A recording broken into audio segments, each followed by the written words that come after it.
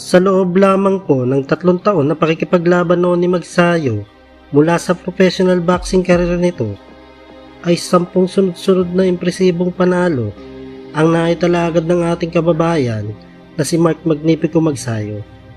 Ito ang dahilan kung bakit naging matunog ang pangalan nito sa sports na boxing. Kaya naman, dahil nga dito mga idol, ay nabigyan nga po agad ng isang title match ang kababayan natin kontra sa isang Meksikano na si Rafael Reyes upang paglabanan ang bakanting IBF Youth Featherweight title.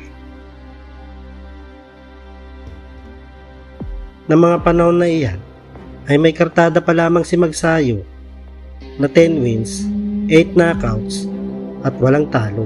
Samantala si Reyes naman ay may kartada 17 wins, 13 knockouts at 4 na talo mga idol. Matapang ha? At malaki sa butok. Ang ganda ng palitan. Sulit na sulit ang aksyon. Reyes just casually walking away. Good left by Reyes.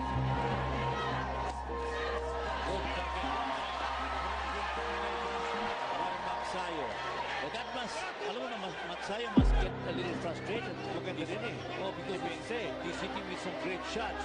Reyes is fighting back. Yeah, Reyes is fighting back.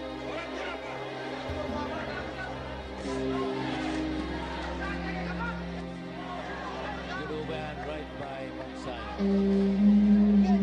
Gitan na isang left uppercut, luhod ang Meksikano mga idol. Matapos nga po ang impresibong pagkapanalo, na yun ay mas lalong naging matunog ang pangalan ni Magsayo sa larangan ng boxing. Nagkaroon nga po ito ng imbitasyon upang lumaban sa Amerika kontra sa isang Meksikano na si Yarde Suarez. Ito po ang unang pagkakataon na sasabak si Magsayo sa bansang Amerika.